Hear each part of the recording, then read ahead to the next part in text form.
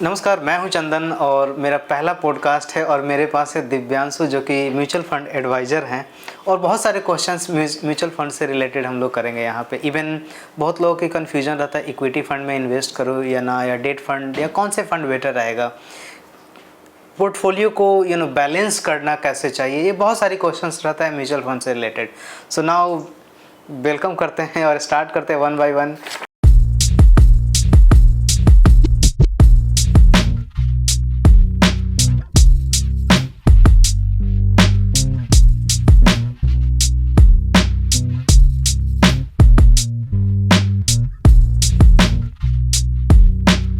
आप देख सकते हैं मैंने एकदम पूरा रिसर्च के साथ आया हूँ।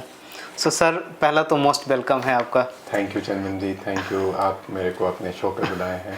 और एक चीज़ बता दूं कि करोड़ों में फंड मैनेज करते हैं। इवन पटना, कोलकाता, बहुत जगह पॉपुलैरिटी है इन्होंने। रॉय इन्वेस्टमेंट सॉल्यूशन के नाम से इनका जो है फंड है। सो अगर आप मान ले अगर आपको मैनेज करवाना है तो ऑब्वियसली कांटेक्ट भी कर सकते हो। तो सर, पहला क्वेश्चन है कि म्यूचुअल फंड क्या है, क्योंकि बहुत लोगों के कन्फ्यूजन रहता है कि शेयर मार्केट में लगाऊं या एफएनओ में या म्यूचुअल फंड। सो पहले अब बात करते हैं म्यूचुअल फंड क्या है, कितने प्रकार के होते हैं, उसके बाद से आगे हम लोग डिस्कस करेंगे। सबसे पहले म्यूचुअल फंड को एक बहुत इजी टू अंडरस्टैंड लैंग्वेज में अगर मैं आप लोगों को समझाना चाहूँ तो म्यूचुअल फंड में क्या करते हैं, हम लोग अपने पैसे को एक फंड मैनेजर को देते हैं जो कि टेक्निकली बहुत साउंड होते हैं स्टॉक मार्केट के रिसर्च में। जैसे कि हम लोग अपने आम दिनचर्या में बहुत ज़्यादा टेक्निकली साउंड नहीं है कि कौन सा स्टॉक अच्छा परफॉर्म करेगा, कौन सा स्टॉक खराब परफॉर्म करेगा, किस स्टॉक को कब बेचना है, कब खरीदना है, ये सब चीज़ें हमें नहीं पता क्योंकि हम अपने लाइफ में बहुत ज़्यादा बिजी है। तो म्यूचुअल फंड एक जरिया है जिससे हम स्टॉक मार्केट में निवेश कर सकते हैं बाय एन एक्सपर्टीज, जिसको हम फंड मैनेजर कहते हैं। सिमिलरली हमारे पास 45 से 50 म्यूचुअल फंड कंपनीज है जो कि अपने सारे फंड्स के लिए एक फंड मैनेजर को अपॉइंट किए हैं जिनके पास एक प्रोफेशनल डिग्री रहता है इन स्टॉक मार्केट के निवेश को मैनेज मतलब आपके कहने का मतलब है कि अगर कोई जानकार बंदा नहीं है, नॉर्मल जॉब करने वाला, 10,000, 15,000, 20,000, 25,000 का सैलरी जॉब कर रहा है और उनके पास ज़्यादा टाइम नहीं है कि शेयर मार्केट में इन्वेस्ट करे या रिसर्च करे या गोल्ड में या कहीं भी, मतलब फाइनेंशियल इंस्ट्रूमेंट्स में। सो आप अपने पैसे को डायरेक्टली ऐसे लोगों को दे रहे हैं जो काफ़ी वेल एजुकेटेड है, उसमें उनका टीम होता है, क्योंकि जैसे आपने बोला 45 कंपनी है तो ऑब्वियसली उनका बहुत बड़ा टीम होता है, बहुत बड़ा रिसर्च टीम होता है और उस तरीके का इन्वेस्टमेंट करते हैं। सो म्यूचुअल फंड एक जस्ट लाइक ए पूलिंग है कि आप अपने पैसे को like a mutual fund advisor के थ्रू आप जो है या डायरेक्टली भी कर सकते हैं, जो भी आपका वो है। आप बेसिकली एक एजुकेटेड पर्सन को पैसा दे रहे हो और वो आपके पैसे को डिफरेंट एसेट में इन्वेस्टमेंट करेगा, जैसा कि वो गोल्ड भी हो सकता है, इक्विटी भी हो सकता है, रियल एस्टेट भी हो सकता है, अलग अलग हम लोग आगे डिस्कस करेंगे। यही है। करेक्ट डिपेंडिंग अपॉन हमारा रिस्क प्रोफाइल कि हम लोग किस पैसे को कहाँ पे निवेश करना चाहते हैं। क्या हम अपने लिए एक ऐसा म्यूचुअल फंड चूज कर रहे हैं जो कि इक्विटी बेस्ड ओरिएंटेड है, मतलब हमारा पैसा शेयर बाजार में निवेश करता है, या फिर एक डेट बेस्ड म्यूचुअल फंड को चूज कर रहे हैं जो कि हमारे पैसे को नॉन शेयर पेपर जैसे कि बॉन्ड पेपर्स वगैरह में निवेश करता है। तो म्यूचुअल फंड्स के बहुत सारे तरीके, मतलब प्रकार भी होते हैं, ऐसा नहीं है। बहुत लोगों को एक कॉमन कंफ्यूजन होता है म्यूचुअल फंड मतलब रिस्क, म्यूचुअल फंड मतलब मार्केट में investment. It's nothing like that. Mutual fund में हम लोग market, non market, hybrid category, तीनों तरीके के कैटेगरीज में अपने पैसे को निवेश कर सकते हैं एक फंड मैनेजर के द्वारा। तो ये डिपेंड करता है हमारे रिस्क प्रोफाइलिंग पे, हम लोग कितना साल के लिए अपने पैसे को निवेश कर रहे हैं और कितना रिस्क लेना चाहते हैं अपने पैसे के। सिमिलर काइंड क्रिकेट से कोरिलेट कर सकते हैं, क्योंकि जैसे आपको विराट कोहली बनना है या ऑलराउंडर बनना है या आप कम रिस्क लेकर सचिन की तरह खेलना चाह रहे हो, ये कुछ ऐसा कुछ है? यस, अगर हम क्रिकेट की तरह क्योंकि इंडिया में क्रिकेट काफी ज्यादा पॉपुलर है, उसको कोरिलेट कर सकते हैं। अंडरस्टैंड लैंग्वेज में आपको बताना चाहूं तो विराट कोहली जो कि एक बहुत एग्रेसिव बैट्समैन माने जाते हैं, whereas on the other hand Rahul Dravid एक बहुत ही डिफेंसिव बैट्समैन माने जाते हैं, क्योंकि उनका जो रहता है कि वो बहुत आराम से पहले समझते हैं बॉल्स को या पिच को पहले समझते हैं, देन अपना क्या बोलते हैं अपना क्रिकेटिंग या फिर अपना शॉट्स लगाना शुरू करते हैं। तो this is just like that. एक चीज़ मैं यहाँ से पूछना चाहूँगा, जैसे आप बहुत मतलब फंड मैनेज करते हैं, मैं देखा काफ़ी कॉल पे बिजी भी थे वो चीज़। तो एक चीज़ मैं पूछना चाहूँगा, मान लीजिए जो 18 साल का या 20 साल 25 साल का बंदा है, वो उनके पास जो है 25 साल 30 साल है, वो जो है रिस्क ले सकते हैं। अगर जो 45 एज में है या लाइक 50 के अराउंड में है और वो इन्वेस्टमेंट करना चाह रहे हैं तो वो कम रिस्क ले सकते हैं, ऐसा कुछ है क्या या किस तरीके का? It completely depends. एक रिस्क प्रोफाइल इंसान का एज के ऊपर हम लोग नहीं डिपेंड करेंगे, ठीक है। जनरली 60 ईयर्स के बाद कभी कभी किसी के पास इतने पैसे होते हैं कि वो लोग कैसे मैनेज करेंगे उनको खुद नहीं पता, दे जस्ट वांट ग्रोथ। क्योंकि बहुत लोग 60 ईयर्स पे रिटायर करते हैं, ठीक है, उनके पास इतना फंड मैनेज हो चुका है या फंड इतना आ चुका है कि अब वो अपने अगले जनरेशन को ही देना चाहते हैं, क्योंकि उनको पता है इतने फंड्स हैं मेरे पास तो हम अपने अगले जनरेशन को ही देना चाहेंगे। तो ऐसा नहीं है 60 ईयर्स पे कम रिस्क लेना है, 18 ईयर्स पे ज़्यादा रिस्क लेना है, इट्स नथिंग लाइक दैट। ये आपके मेंटालिटी या फिर आपके इन्वेस्टमेंट गोल के ऊपर डिपेंड करता है। सपोज आप 60 ईयर्स के हैं, आपके पास बहुत बड़ा पैसा आ चुका है, ठीक है, बट आप चाहते हैं कि आप अगले जनरेशन को देना चाहते हैं, तो आप ऑब्वियस सा बात है अगले जनरेशन को देना चाहते हैं। आपका इन्वेस्टमेंट होराइजन बहुत लंबा हो गया है, हम लोग को पता है कि बहुत लंबे इन्वेस्टमेंट होराइजन में हम लोग ज़्यादा रिस्क ले सकते हैं और ज़्यादा रिटर्न्स भी कमा सकते हैं। तो अगर हम शॉर्ट है कि हम अगले जनरेशन को अपने पैसे को देना चाहते हैं, हमारा इन्वेस्टमेंट होराइजन काफ़ी ज़्यादा है, तो 60 ईयर्स पे भी हम इक्विटी फंड में निवेश कर सकते हैं। Whereas on the other hand अगर हम 18 ईयर्स के इंडिविजुअल की बात करें, उसको 1 साल 1.5 साल 2 साल बाद ही पैसे का काम है, क्योंकि हो सकता है कि उसको अपना हायर एजुकेशन फंड करना है या फिर उसको फैमिली में कुछ घर खरीदना है या कुछ फाइनेंशियल प्रॉब्लम्स है या फिर 2 साल बाद उसको गाड़ी खरीदनी है, तो हम लोग डेफिनेटली उसको रेकमेंड नहीं करेंगे कि आप अपने लिए एक इक्विटी म्यूचुअल फंड ले, क्योंकि ऑब्वियस बात है उसमें बहुत ज़्यादा रिस्क होता है एंड आपके पैसे के डाउनफॉल के भी ज़्यादा चांसेस होते हैं। बराबर यही चीज़ मैं पूछना चाह रहा था, क्योंकि मार्केट क्या है ना कि अगर 2-3 साल का है सो उसमें क्या है कि जनरली रिस्क प्रोफाइल भी ज़्यादा रहता है, क्योंकि आप मान अभी आपने लगाया 3 साल बाद पैसे की ज़रूरत है और उस समय फॉर एग्जांपल आपने इक्विटी फंड चूज किया क्योंकि उसमें रिटर्न्स ज़्यादा मिलता है, क्योंकि यंगस्टर क्या है कि वो रिटर्न्स की तरफ भागते हैं। अगर आपको 3 साल के बाद निकालना है और उस समय मार्केट सही नहीं है तो प्रॉब्ली क्या है कि चांसेस रहेगा कि आप अपना कैपिटल से भी लूज कर दोगे, करेक्ट? उस कंडीशन में किस तरीके से, पहले तो हम बात कर रहे थे कि म्यूचुअल फंड कितने प्रकार के होते हैं, देन आगे हम लोग डिस्कस करते हैं। ठीक है, अगर मैं म्यूचुअल फंड एकदम बिगिनर्स पॉइंट ऑफ व्यू से, एकदम बिगिनर्स पॉइंट ऑफ व्यू में, क्योंकि बहुत किसी को ये कंफ्यूजन है, वो लोग समझते हैं म्यूचुअल फंड मतलब इक्विटी। म्यूचुअल फंड आइडियली अगर हम प्रकार या टाइप्स की बात करें तो म्यूचुअल फंड आइडियली 3 टाइप के होते हैं। पहला इक्विटी या मार्केट रिसर्च म्यूचुअल फंड, जिसमें आप 100 रुपये अगर इन्वेस्ट कर रहे हैं तो पूरा का पूरा 100 रुपये आपका मार्केट में लग रहा है, ठीक है। सेकंड होता है hybrid category of mutual market in the sense, market मतलब शेयर बाजार, ठीक है। फॉर एग्जांपल आप अगर उस पर्टिकुलर म्यूचुअल फंड में 100 रुपए निवेश कर रहे हैं, उस कैटेगरी के म्यूचुअल फंड में अगर 100 रुपए निवेश कर रहे हैं तो पूरा का पूरा 100 रुपया लगभग आपका शेयर बाजार में निवेश हो जाता है by the help of fund manager, जो कि ऑब्वियस बात है बहुत एडुकेटेड है या बहुत नॉलेज रखते हैं, ठीक है। तो शॉर्ट टर्म के लिए तो रिस्की भी है ऑब्वियसली। तो अगर आप एक ऐसे इन्वेस्टर है जो कि शॉर्ट टर्म के लिए पैसा लगाना चाहते हैं, 1 या 2 साल के लिए पैसा लगाना चाहते हैं, तो आपके लिए ये फंड कैटेगरी बिल्कुल सही नहीं है। अच्छा, इसलिए अपने बीच में बोला था। हाँ, इसीलिए मैंने आपको बीच में बोला था कि एक 18 साल की व्यक्ति को अगर 2 साल के लिए पैसा लगाना है, 1 साल के लिए पैसा लगाना है, ठीक है, तो उसके लिए ये कैटेगरी ठीक नहीं है। उसके लिए दूसरी कैटेगरी ऑफ म्यूचुअल फंड है जिसको हम लोग debt category of mutual funds कहते हैं।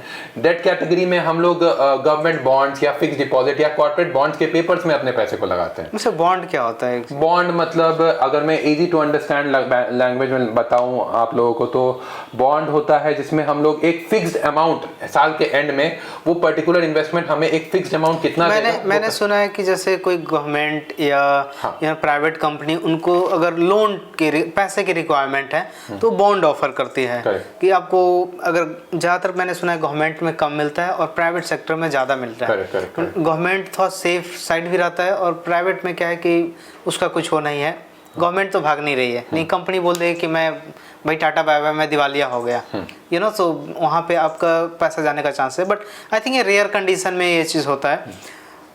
जहाँ तक मैं सुना हूँ बॉन्ड के बारे में, अगर कंपनी या गवर्नमेंट को पैसे की ज़रूरत है तो उसके बदले आपको जो है एक बॉन्ड ऑफर करी, इतना आपको रिटर्न दिया जाए, यही चीज़ है। करेक्ट। बॉन्ड्स में आइडियली एक फिक्स्ड अमाउंट इन्वेस्ट करते हैं, ठीक है, और उस अमाउंट के अगेंस्ट हम लोग को कितना इंटरेस्ट या कितना पैसा मिलने वाला है वो साल के स्टार्टिंग में ही तय रहता है, ठीक है। अब ये बॉन्ड्स कई कंपनीज इन्वेस्ट करते हैं, मतलब इंट्रोड्यूस करते हैं, जैसे कि गवर्नमेंट बॉन्ड्स जिसको हम लोग टी बिल्स या जीसेक कहते हैं, ठीक है, इजी टू अंडरस्टैंड है। टी बिल्स मतलब टी बिल्स आपने सुना होगा कि टी बिल्स बहुत समय टर्मिनोलॉजी हम लोगों ने सुना है। ट्रेजरी बिल्स, ठीक है।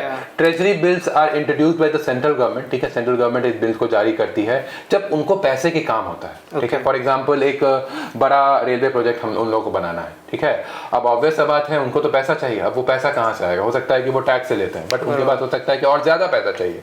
सपोज 1000 करोड़ उनको चाहिए उस प्रोजेक्ट को बनाने के लिए, अब उनके पास टैक्स मनी का 800 करोड़ ही है, ठीक है।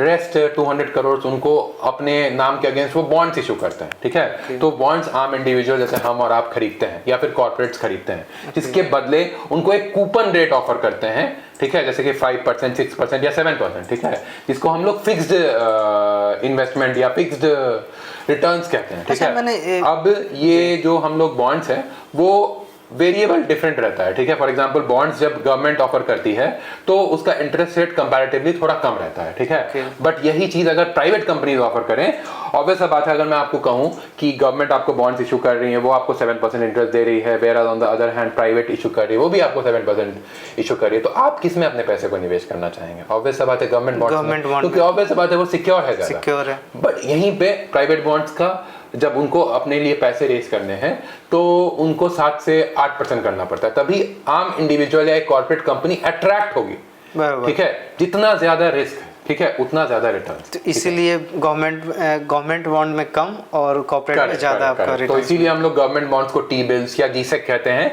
And where on the other hand corporate bonds को कॉर्पोरेट। एक चीज मैंने सुना है कि म्यूचुअल फंड रिस्की है, subject to something like that, read all document before investing. So अगर कोई बंदा डेट फंड में इन्वेस्ट कर रहा है तो उस पॉइंट ऑफ व्यू में क्या वहाँ भी रिस्क का चांसेस है?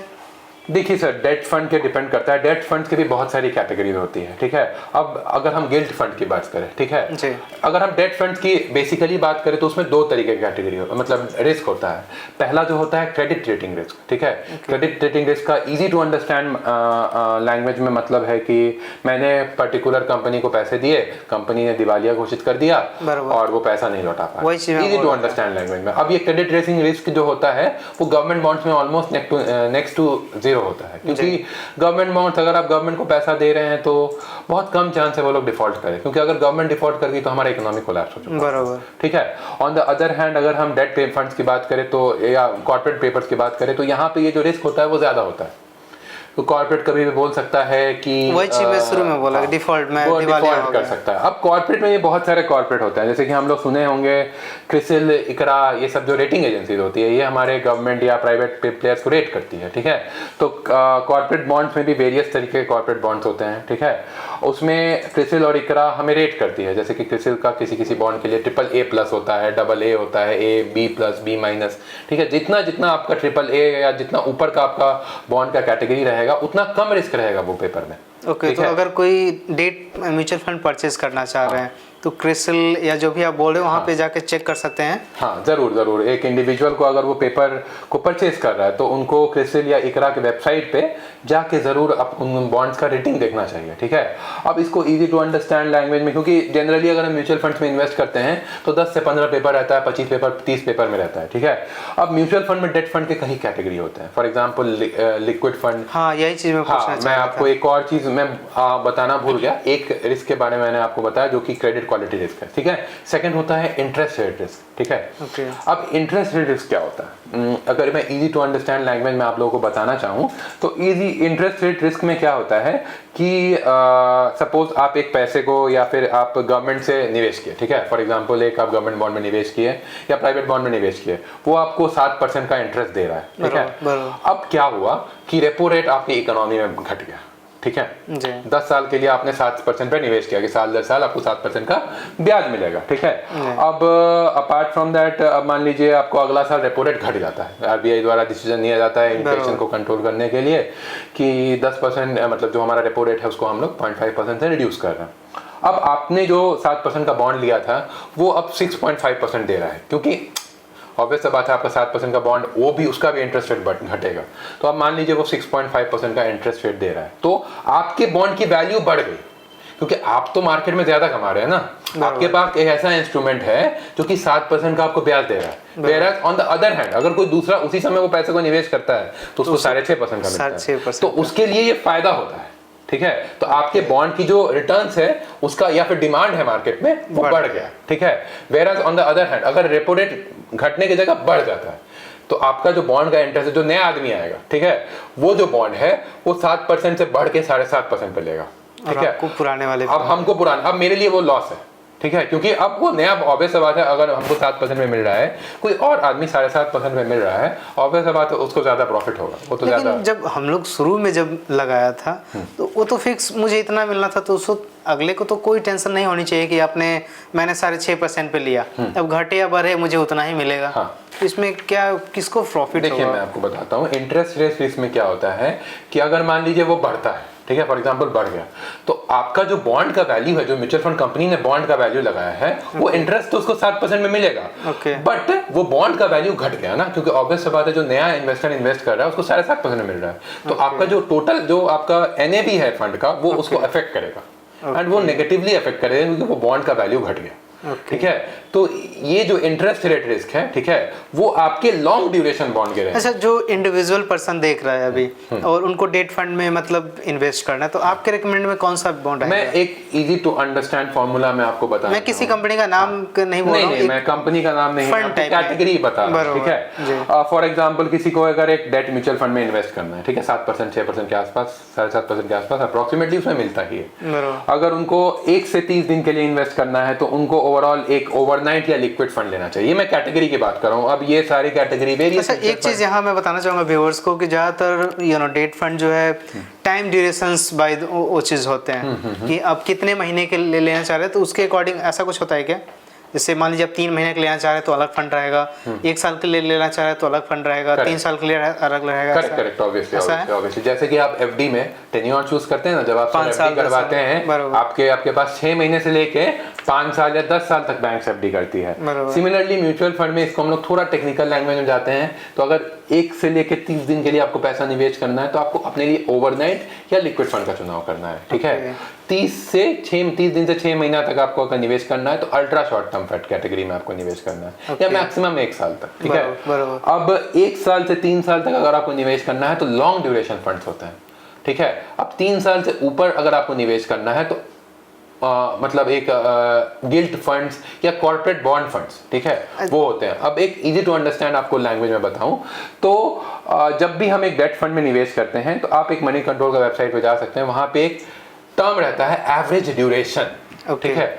आपको हमेशा कोई भी डेट फंड में निवेश करने से पहले वो एवरेज ड्यूरेशन का टर्म आपको, ये कितना साल के लिए वो पर्टिकुलर डेट फंड्स का पेपर लिया हुआ है वो आपको जरूर ये होता क्या है, मतलब मुझे एवरेज ड्यूरेशन मतलब फॉर एग्जांपल अगर कोई एक म्यूचुअल फंड है उसके पास 10 फंड है, ठीक है, 10 फंड है उसके पास, तो ऑब्वियस बात है किसी का 6 महीना, किसी का साल भर, किसी का 2 साल भर, किसी का 3 साल भर, किसी का 5 साल भर, ऑब्वियस बात है 10 चीज में आप निवेश किए तो आपको एक एवरेज चाहिए, ठीक है, कि पूरा एक का 5 है, एक का 3 है, एक का 2 है, एक का 1 है, एक का 6 महीना है, तो टोटल मिला के एवरेज इतना क्या है, तो वो आपका जो म्यूचुअल फंड में है वो एवरेज ड्यूरेशन आपको वही दर्शाता है। तो आपको वो एवरेज ड्यूरेशन का वैल्यू देख लेना चाहिए निवेश करने से पहले डेट फंड में, ओके, ठीक है। अच्छा, जैसे अभी आपने बोला कि कॉर्पोरेट बॉन्ड या गवर्नमेंट बॉन्ड, सो अगर 3 महीना के लिए 1 साल के लिए देख रहा है तो उसमें भी क्या, मान लीजिए अगर कोई 1 साल के लिए ले रहा है और वो रिस्क कम लेना चाह रहा है तो उसमें भी ऑप्शन है क्या कि गिल्ट फंड में 1 साल के लिए ले सकता है, या वो पर्टिकुलर कोई अलग फंड ही रहेगा 1 साल के लिए? देखिए 1 साल के लिए जनरली हम लोग रेकमेंड करते हैं अपने क्लाइंट्स को कि शॉर्ट टर्म कैटेगरी में निवेश करें, ठीक है। तो गिल्ट फंड जनरली जो होता है, गिल्ट फंड वो 3 साल प्लस के लिए निवेशकों के लिए होता है। वही मैं शुरू में ही बोला कि डेट फंड बेसिकली क्या है कि टाइम ड्यूरेशन के अकॉर्डिंग, टाइम ड्यूरेशन को आपको निवेश करना चाहिए, क्योंकि गिल्ट फंड में अगर आपको 3 साल का निवेश इन्वेस्टमेंट होराइजन नहीं है तो आपका रिटर्न नेगेटिव भी हो सकता है। क्यों नेगेटिव होगा? क्योंकि आपका जो इंटरेस्ट रेट है, अभी जो मैंने बोला इंटरेस्ट रेट जो आपको इकोनॉमी को रिफ्लेक्ट करता है, अगर मान लीजिए अपना आपका लंबा पेपर रहा आपने, क्योंकि गिल्ट फंड में आपका 3 से 4 साल का पेपर है, रेपो रेट आरबीआई ने घटा दिया, उसके कारण आपका नेगेटिवली, आरबीआई ने बढ़ा दिया तो आपका जो बॉन्ड्स का वैल्यू है वो कंपैरेटिवली घट गया, इसीलिए आपका एनएवी नेगेटिव भी इफेक्ट हो सकता है। तो आप डेट फंड एक चीज़ यहाँ व्यूअर्स को मैं बोलूँगा कि जैसे बार बार यहाँ रेपो रेट की बात हो रही है, सो आरबीआई क्या है बेसिकली जितने भी इंडिया में बैंक्स हैं उसको देख रेख करती है। अब उस बैंक का या इकोनॉमिक लॉस ना हो जिसके कारण रेपो रेट जो है कम ज़्यादा होता है, ताकि बैंक का भी, जैसे फॉर एग्जांपल अगर रेपो रेट घटा दिया तो उसमें क्या होता है कि बैंक का आपका जो है, बैंक का भी इंटरेस्ट रेट जो है मतलब घट जाता है, समथिंग लाइक दैट। हाँ, बैंक अगर रेपो रेट घट गया है तो बैंक का भी इंटरेस्ट रेट घट जाएगा, ठीक है। Okay. और क्या बोलते हैं, अगर रेपो रेट बढ़ जाता है तो बैंक का भी इंटरेस्ट रेट बढ़ जाता है। तो रेपो रेट जो होता है डायरेक्टली प्रोपोर्शनल रहता है बैंक के इंटरेस्ट रेट पे। ओके, आप डायरेक्टली प्रोपोर्शनल बोल सकते हो। करेक्ट। अगर बढ़ेगा तो इधर भी बढ़ेगा, correct. अगर घटेगा तो घटेगा। correct. अच्छा, हम लोग 3 म्यूचुअल फंड की बात किए थे, इक्विटी फंड, डेट फंड और आगे जो भी बताएंगे उसकी बात करें। तो पहले अभी जैसे डेट फंड में बहुत सारे ऑप्शंस है, तो इक्विटी में भी बहुत सारे ऑप्शंस होंगे। हाँ, debt equity fund is a very big sector, ठीक है। इक्विटी फंड में हम लोग सब ऑप्शंस की बात करें तो एक लार्ज कैप फंड होता है, एक मिड कैप फंड होता है, एक स्मॉल कैप फंड होता है, मल्टी कैप फंड होता है, फ्लेक्सी कैप फंड होता है, सेक्टोरियल फंड्स होते हैं। तो बहुत सारे इक्विटी म्यूचुअल फंड्स हैं। इसमें क्या, जैसे कंपनी का मार्केट कैपिटलाइजेशन के ऊपर होता है क्या? हाँ। अगर लार्ज कैप फंड्स की इजी टू अंडरस्टैंड लैंग्वेज में हम आप लोगों को बताना चाहूँ तो जैसे कि 100 कंपनीज है या 5000 कंपनीज है हमारे मार्केट में, ठीक है। तो टॉप 1 से 100 कंपनीज को जो हम लोग कहते हैं उसको हम लोग लार्ज कैप फंड्स कहते हैं, लार्ज कैप स्टॉक्स कहते हैं। तो अगर एक लार्ज कैप म्यूचुअल फंड में हम इन्वेस्ट करते हैं तो हम लोग अपने फंड मैनेजर को ये निर्देश दे रहे हैं कि मेरे जो पैसे हैं उसको लार्ज कैप कंपनीज में ही लगाना, ठीक है। उस कंडीशन में मैंने सुना कि मान लीजिए जो कंपनी ऑलरेडी विकसित हो गई है, हाँ, तब उसका चांसेस तो ज़्यादा नहीं है ग्रो करने का, एनुअली जो भी 17% 12% इस तरीके से ग्रो करेगा। लेकिन अगर वही लाइक स्मॉल कैप कंपनी में आप लगा रहे हो तो उसका चांसेस है कि ग्रो करे। ये आप बोल सकते हैं, लेकिन रिस्की भी है। हाँ, जेनेटिकली ये सब बोल सकते हैं, जितना छोटा कंपनी है उतना आपका ग्रो करने का ज़्यादा चांसेस है, ठीक है। But again that is not true. Large cap companies के पास जैसे कि अभी नई टेक्नोलॉजी आ रही है, आर्टिफिशियल इंटेलिजेंस, ये सब अगर हम लोग नई टेक्नोलॉजीज देख रहे हैं, ठीक है। तो जैसे कि नई टेक्नोलॉजीज जो आ रही है तो उसके ऊपर रिसर्च करने के लिए बहुत पैसे चाहिए सर, ठीक है। तो लार्ज कैप कंपनीज के पास इतने सारे पैसे होते हैं जो कि उनके ऊपर रिसर्च करके उनसे और ज़्यादा अच्छे कार्स या और ज़्यादा अच्छे प्रोडक्ट को डेवलप कर पाए। ओके।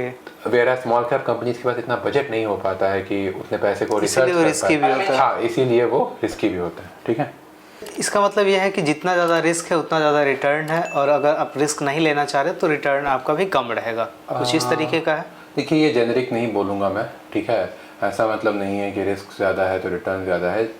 ऑब्वियस सा बात है, आपको अपने पैसे की सिक्योरिटी के बारे में पहले सोचना चाहिए, ठीक है, क्योंकि आपकी मेहनत की कमाई है, आप चाहते हैं उससे 2 रुपया बढ़ाना, ठीक है। और आप इसीलिए म्यूचुअल फंड में लगा रहे हैं क्योंकि आप जो है सेफ सिक्योर नहीं है डायरेक्टली लगाने से। तो ऑब्वियस सा बात है, आपको अपना रिस्क प्रोफाइलिंग समझ के ही इन्वेस्ट करना चाहिए। अब ऐसा नहीं है ज़्यादा रिस्क लेंगे तो क्रिप्टो करेंसी में ज़्यादा रिस्क लेंगे तो बहुत ज़्यादा रिटर्न्स है। आपने देखा कि कोविड के समय क्रिप्टो करेंसी का बहुत ज़्यादा रिस्क लिया इन लोगों ने। इवन एफएनओ में लोग पैसा लगाते हैं और लूज कर रहे हैं। हाँ, उसमें रिस्क ज़्यादा है। 10 में से 9 लोग पैसा लूज करे, मात्र 1 लोग पैसा कमा रहा है। करेक्ट। उसमें अगर हम सेबी की स्टैटिस्टिक्स की बात करें तो 10 में से 9 लोग पैसे लूज कर रहे हैं, ठीक है। तो ऑब्वियस बात है, उसमें रिस्क ज़्यादा है, ठीक है। But again that doesn't convert to return. उसमें से 9 जन ऐसे हैं कि जो पैसे लूज कर जा रहे हैं। मैंने एक चीज़ मतलब देखा है, बहुत सारे फेक इन्फ्लुएंसर जो हैं वो बोलते हैं कि यार मैं तो ये कर रहा हूँ। अब सेबी ने तो उनके ऊपर रिस्ट्रिक्शंस लगा रखा है। अब वो लोग क्या करते हैं कि पूरे महंगे कपड़े, महंगे वॉच, महंगे पूरा एकदम लाइफ स्टाइल में दिखाएंगे, अगला बंदा इन्फ्लुएंस होगा और वो जो बोलेंगे इनडायरेक्टली वे में बोलेंगे तो अगला जो है परचेज करता है। So I think I would say mutual fund is a best options. 2 हम लोगों ने बात की, इक्विटी फंड और डेट फंड के बारे में। एक आपने बोला था हाइब्रिड फंड, ये क्या होता है सर? हाइब्रिड फंड में जनरली क्या होता है, अगर आप 100 रुपये इन्वेस्ट करना चाहते हैं, आप एक ऐसे इन्वेस्टर है जिसको थोड़ा सा बाजार में रिस्क लेना है, थोड़ा नहीं भी रिस्क लेना है, आप एक थोड़ा ग्रोथ चाह रहे हैं अपने पोर्टफोलियो में, थोड़ा चाहते हैं कि सेफ भी रहे, तो आपके लिए एक hybrid category of mutual funds आते हैं जिसको हम बैलेंस एडवांटेज फंड या मल्टी एसेट फंड्स कहते हैं। आप धोनी का एग्जांपल ले सकते हो यहाँ पे? नहीं, धोनी का जैसे धोनी का जो टाइम के अकॉर्डिंग जो है, टाइम के अकॉर्डिंग वो अगर फिनिशर में है या पहला इनिंग्स का लास्ट बॉल पे खेल रहे हैं तो वो ऑब्वियस बात है लास्ट ओवर्स खेल रहे हैं तो वहाँ पे वो ट्राई करेंगे जितना वो स्लॉक कर सकें। वेयरएज अगर वो 25th ओवर पे आते हैं तो आप देखें वो काफ़ी काम एंड कंपोज्ड भी खेलते हैं, ठीक है। सिमिलरली बैलेंस म्यूचुअल फंड्स हैं, ठीक है, बैलेंस या फिर hybrid category of mutual funds हैं। इसमें अगर हम 100 रुपये निवेश करते हैं तो हमारा कुछ परसेंटेज हमारे पैसे का शेयर बाजार में या फिर इक्विटी में जाता है और रेस्ट पैसा डेट फंड्स में रहता है, तो आपको एक बैलेंस मिलता है अपने पोर्टफोलियो में। तो हमें पता कैसे चलेगा कि कौन से फंड में पैसा इक्विटी में लग रहा है, कौन से फंड में डेट में लग रहा है? इसमें भी कैटेगरी है क्या? देखिए सेबी ने क्लियर कैटेगराइजेशंस हम लोग को बताए हैं, ठीक है। पहले ये सब कैटेगराइजेशन नहीं थी, बट 2020 के बाद क्योंकि बहुत ज़्यादा डिफरेंस हो रहा था कि लोग लार्ज कैप में पैसे लगाना चाह रहे हैं, स्मॉल कैप में पैसे लग जा रहे हैं, तो इसलिए सेबी ने अब रेस्ट्रिक्शन लगा दिया है सब चीज़ पे। अगर आप एक लार्ज कैप में निवेश करते हैं तो आपको मिनिमम 65% पैसे लार्ज कैप कंपनी में लगाना ही है। सिमिलरली आप अगर हाइब्रिड कंपनी, हाइब्रिड फंड्स में निवेश करते हैं, अगर वो एग्रेसिव हाइब्रिड है तो मिनिमम 65% आपके पैसे का वो आपका लार्ज कैप या फिर मतलब इक्विटी स्टॉक्स में लगाना ही है। वैराज अगर डेट हाइब्रिड है तो आपका जो पैसा है वो मिनिमम 65% आपके पैसे का डेट फंड्स में बात कहीं ना कहीं घुमा फिरा के कस्टमर के ऊपर ही है कि वो क्या चूज करना चाहता है। आज के डेट में कस्टमर के पास फुल राइट है कि वो कितना रिस्क लेना चाहते हैं अपने पैसे पे, ठीक है। एंड हम लोग एज एन एडवाइज़र अपने क्लाइंट्स को ये ज़रूर रिकमेंड करते हैं, उनका रिक्वायरमेंट्स हम लोग समझते हैं, क्योंकि सबका अगेन आपने जैसे कहा कि 18 साल और 65 साल की उम्र की व्यक्ति की मेंटालिटी सेम नहीं हो सकती है। बराबर। हम लोग उनका रिक्वायरमेंट समझते हैं, उनको कब पैसा चाहिए, ये सारी चीज़ों को समझते हैं, एंड देन इसके ऊपर एक कॉल लेते हैं कि उनके लिए क्या इक्विटी म्यूचुअल फंड सही रहेगा, क्या डेट म्यूचुअल फंड सही रहेगा, क्या हाइब्रिड म्यूचुअल फंड सही रहेंगे। तो ये सारी चीज़ों को हम लोग अच्छा एक चीज़ मैं पूछना चाहूँगा, जैसे अभी क्या है ना कि 2020 के बाद, कोविड के बाद जो है आपने देखा होगा बहुत सारे ऐप्स आ गए हैं जो कि काफ़ी पॉपुलर, लोग डायरेक्टली वो चीज़ लगा रहे हैं, लेकिन क्या डायरेक्टली चूज करना सही है क्या? देखिए मेरे हिसाब से ऐसा मैं अगर आप मेरे से बोलेंगे तो मैं बोलूँगा नहीं। हाँ। क्यों? क्योंकि आप सिंपल सा थॉट है, आप किसी भी क्रिकेटर का अपना नाम ले लो, या विराट कोहली हो या धोनी हो, ये इस मतलब फॉर्म में है, इस मतलब एक लेवल पे हैं, फिर भी वो कोच की जरूरत पड़ रही है, क्यों? करेक्ट। सो आई थिंक देखिए मेरे हिसाब से, और मैं इस पॉइंट ऑफ व्यू से व्यूअर्स नहीं बोलना चाह रहा हूँ कि मैं इन्वेस्टमेंट म्यूचुअल फंड एडवाइजर के पास बैठा हूँ। मैं रीज़न इसलिए बोल रहा हूँ क्योंकि देखिए आप बेसिकली इसलिए पैसा लगा रहे हैं क्योंकि आप डायरेक्टली शेयर मार्केट में नहीं लगाना चाह रहे हैं। अब राइट सर, जिनको मतलब शेयर मार्केट के बारे में ज़्यादा नॉलेज नहीं है, या मतलब और भी अलग अलग इंस्ट्रूमेंट्स है जहाँ पे आप जो है पैसा लगा सकते हैं, इसलिए आप जो है म्यूचुअल फंड में लगा रहे हैं। बट म्यूचुअल फंड में लगाने के लिए भी म्यूचुअल फंड का नॉलेज होना चाहिए। करेक्ट क्योंकि देखिए ये बहुत ज़्यादा कॉम्प्लेक्स टॉपिक है। जैसे कि वीडियो के स्टार्टिंग में मैंने आपसे कहा कि 45 म्यूचुअल फंड कंपनीज है, बस कंपनीज, उसके वेरियस फंड्स है, अप्रॉक्सीमेटली 5000 फंड आपके पास चुनाव करने के लिए। किसी फंड का बेंचमार्क से ऊपर रिटर्न कर रहा है, कोई फंड ज़्यादा एग्रेसिव है, कोई कम एग्रेसिव है, कोई हाइब्रिड है, कोई बैलेंस्ड है, कोई मल्टी एसेट है, बहुत सारे कैटेगरीज हैं, ठीक है। तो मेरे हिसाब से अगर आपको ये सब चीज़ों की नॉलेज है तो ही आपको डायरेक्टली किसी एप्लीकेशन के थ्रू या विदाउट किसी का एडवाइस आपको निवेश करना चाहिए।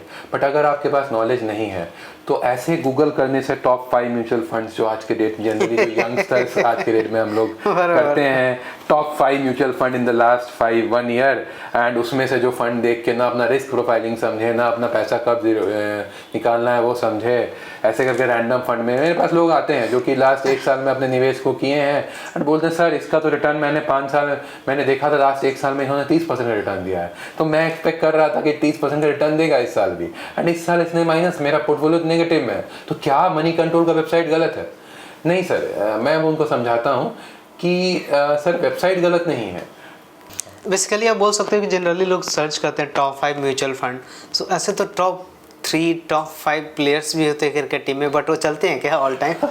उससे कंपैरिजन कर सकते हैं। देखिए बहुत सारी चीज़ होती है, जैसे उसका डेटा देखना कि म्यूचुअल फंड में कौन से मतलब म्यूचुअल फंड मैनेजर हैं, या लाइक रिटर्न्स, बहुत सारी चीज होती है जो कि जनरल पर्सन नहीं समझ सकते वो चीज। Similarly this is similar like कि हम लोग डॉक्टर के पास क्यों जाते हैं सर? बराबर, सब कुछ तो ऑनलाइन अवेलेबल है, सब कुछ तो ऑनलाइन अवेलेबल है, सबको पता है कि अगर हमें बुखार हो जाता है तो हमें डोलो लेना चाहिए और खांसी हो जाता है तो XYZ मेडिसिन लेना चाहिए, बट स्टिल हम लोग डॉक्टर्स के पास जाते हैं। क्यों जाते हैं सर? इसीलिए क्योंकि हम लोग एक सही एडवाइस ले पाए, हम लोगों की साइड इफेक्ट्स नहीं हो, या हम लोग का प्रॉपर चेकअप हो जाए। तो सिमिलरली वित्तीय सलाहकार या फाइनेंशियल एडवाइज़र यही जॉब करने के लिए है कि आपका रिस्क प्रोफाइलिंग समझ के आपको ज़्यादा रिटर्न्स मतलब हम लोग दिलवा पाए। And definitely I would tell कि अगर आपको नहीं नॉलेज है सर तो आपको एकदम 110%। मेरा भी ऐसा मानना है, क्योंकि देखिए अगर आप म्यूचुअल फंड में आप लगाते हैं पैसा तो 1% से लेस वो भी चार्ज करता है आपसे। अगर डायरेक्टली आप लगाते हो किसी भी फंड में उतना देना ही पड़ता है। आप क्यों दे रहे हो, क्योंकि आप उसका सर्विस ले रहे हो बेसिकली। क्योंकि mutual fund is fund manager well educated है, उनका टीम है, आप अपने पैसे उनके पास दे रहे हो 0.6-0.5% वो वहाँ पे रहता है कितना चार्ज लगता है। आप इसलिए दे रहे हो क्योंकि बेसिकली आप अपना पैसा किसी दूसरे के हैंड ओवर कर रहे हो कि आप जो है अलग अलग इंस्ट्रूमेंट्स में इन्वेस्ट करो, बाकी जो रिटर्न्स आएगा मिलेगा। तो थोड़ा सा पैसा फंड मैनेजर को म्यूचुअल फंड एडवाइजर को भी आप दे सकते हो, क्योंकि बेसिकली आपको गाइड कर रहे हैं। अगर आपके पास बेसिक नॉलेज है then obviously you can invest directly, lots of options. अगर आपको लगता है कि यार मैं नॉर्मल 9 to 5 जॉब करने वाला हूँ, या जो भी आपका जॉब प्रोफाइल है, और घर पे आने के बाद अपने फैमिली के साथ इंटरटेनमेंट करना चाहता हूँ, देन ऑब्वियसली एक mutual fund advisor best options रहता है। आपका क्या अगर आपके पास नॉलेज है, अच्छा खासा नॉलेज है, जो कि जनरली सर आम इंसान के पास नहीं होता है, क्योंकि बहुत चीज़ से अपडेटेड रहना पड़ता है हम लोग, बरोबर है। तो अगर वो सब चीज़ से आप अपडेटेड रह सकते हैं, फाइनेंशियल बैकग्राउंड से आप अपडेटेड रह सकते हैं, तो आप खुद से अपना इन्वेस्टमेंट्स मैनेज कर सकते हैं। डेफिनेटली आपसे अच्छा आपका इन्वेस्टमेंट कोई नहीं मैनेज करेगा, but I would tell general लोगों के पास ये सब चीज़ें का वो नहीं रहता है, तो लॉन्ग टर्म में आपको बहुत ज़्यादा लॉस फेस करना पड़ता है। मैंने देखा है लोगों को जो नहीं फाइनेंशियल एडवाइजर्स का हेल्प लेते हैं, वो लोग 1 साल में देखते हैं कि नेगेटिव रिटर्न उन लोग का हो गया, and they are just vanished, क्योंकि उनको लगता है कि मैंने लास्ट ईयर तो 30% का रिटर्न देखा था, 100 रुपये का 130 रुपये हो गया, अभी 100 रुपये का मेरा 90 रुपये कैसे हो गया? That is just because you didn't understand the risk profile of the fund. बराबर, ठीक है। तो अच्छा, एक चीज़ मैंने नेट पे कहीं पढ़ा था, म्यूचुअल फंड का एक रूल है 7-5-3-1 ऐसा समथिंग सुना था कि 7 साल आपको मिनिमम बना रहना है म्यूचुअल फंड में। हाँ। क्योंकि अगर आप लॉन्ग टर्म नहीं देख रहे हो तो फिर आप करने का कोई मतलब नहीं बनता है वो चीज़। प्लस 5 ऐसे फंड में आप चूज करें कि बहुत लोगों को देखा है कि sir more than 10 more than 8 इस तरीके से फंड चूज करते हैं। सो आप 5 फंड चूज कर सकते हैं, और 3 है कि आपको एकदम पेशेंस रहना है मार्केट में, अप डाउन्स जितने भी आ रहे हैं आपको हिलना नहीं, एकदम पेशेंस रखना है।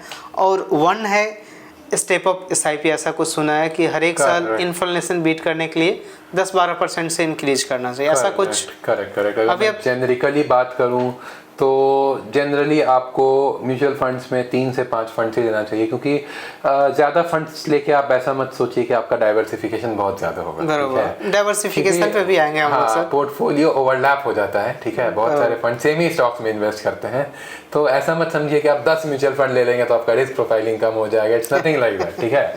तो आपको कम से कम फंड्स रखना है, 5 फंड अपने लिए रखना है, that is more than enough. अगर आप एक 50,000 का सिप कर रहे हैं, या आपका AUM मान लीजिए आपका जो मार्केट में पैसा लगाना चाहिए तो मिनिमम 10 लाख रुपए, अगर आप 1-2 लाख रुपए लगाना तो 1 से 2 fund is more than enough, ठीक है।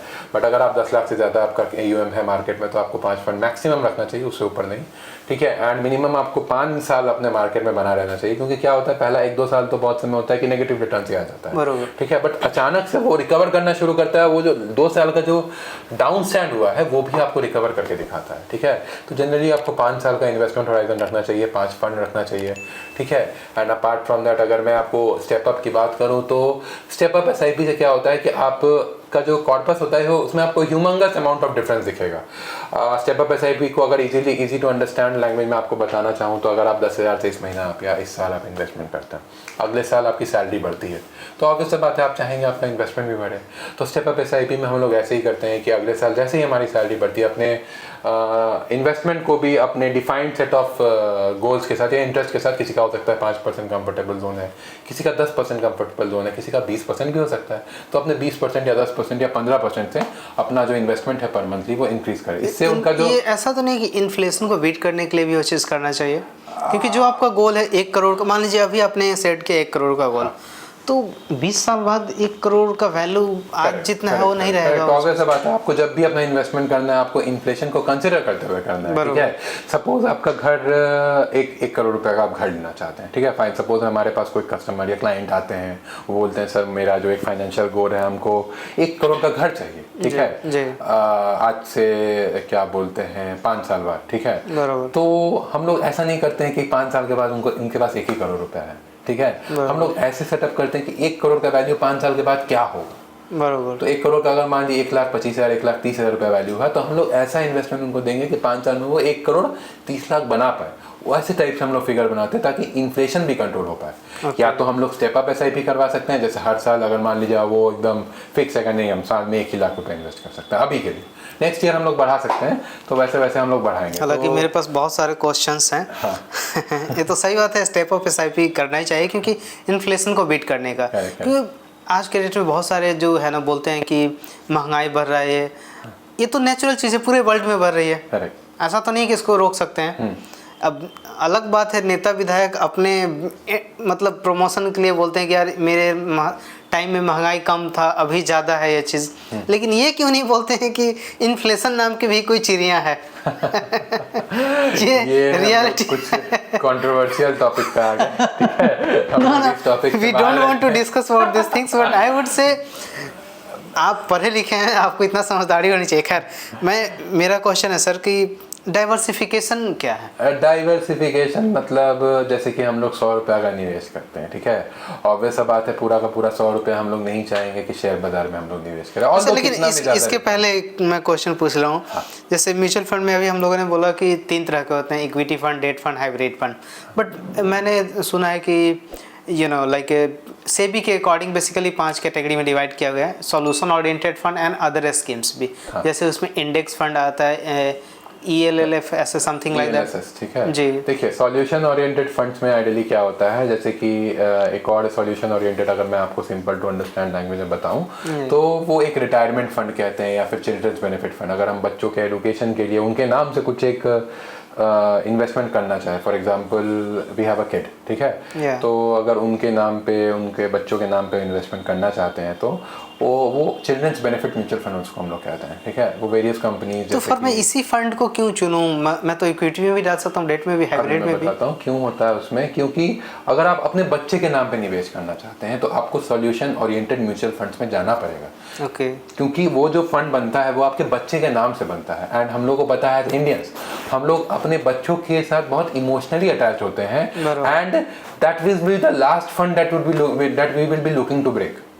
कुछ भी ऐसा फाइनेंशियल इमरजेंसी हो जाए, कुछ भी ऐसा कुछ हो जाए कि हम लोग खाना तक नहीं खा पा रहे हैं, तो स्टिल हम लोग चाहेंगे कि वो फंड जो अपने बच्चों के नाम पे हम लोगों ने निवेश किया है वो पर्टिकुलर पैसे हम लोग नहीं निकालें।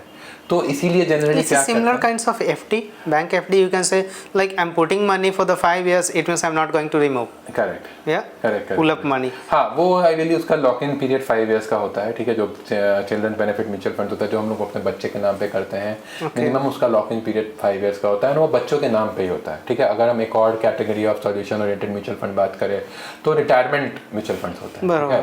रिटायरमेंट म्यूचुअल फंड्स में हम लोग अपने पैसे को निवेश करते हैं अपने रिटायरमेंट के लिए, ठीक है, उसका भी लॉक इन 5 इयर्स का होता है, एंड आफ्टर 60 इयर्स वो पैसे फ्रीज हो जाते हैं, समझ रहे बात, उस पैसे को हम लोग कभी भी निकाल सकते हैं, ठीक है।